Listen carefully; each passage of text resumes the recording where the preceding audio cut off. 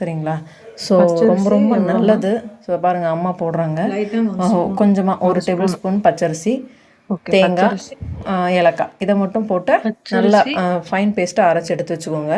ஏன்னா அப்போ தான் வந்து ரொம்ப டேஸ்ட்டாகவும் இருக்கும், அதே சமயம் கொஞ்சம் கெட்டித்தன்மையோடு இருக்கும்.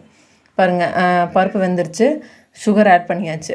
சுகர் வந்து உங்கள் விருப்பம், நீங்கள் ஜாஸ்தி வேணுனாலும் ஜாஸ்தி ஆட் பண்ணிக்கலாம். நம்ம வந்து 2 தட்டம் போட்டிருக்கோம், இந்த அளவுக்கு இப்போ காமிச்ச அளவுக்கு 2 டைம் போட்டிருக்கோம். வெந்துருச்சு, அவ்வளோதான். சுகர் போட்டு நல்லா மிக்ஸ் பண்ணி விட்டுக்கோங்க.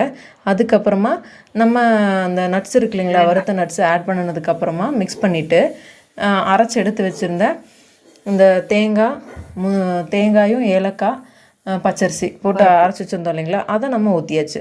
நல்லா மிக்ஸ் பண்ணி விடணும், அவ்வளோதான். ஒரு கொதி வந்தோடனே இறக்கிட வேண்டியது தான். பாயசம் சிம்பிள், ரொம்ப டேஸ்ட்டு, என்னோடய ஃபேவரெட். ட்ரை பண்ணி பாருங்கள். தேங்க்யூ.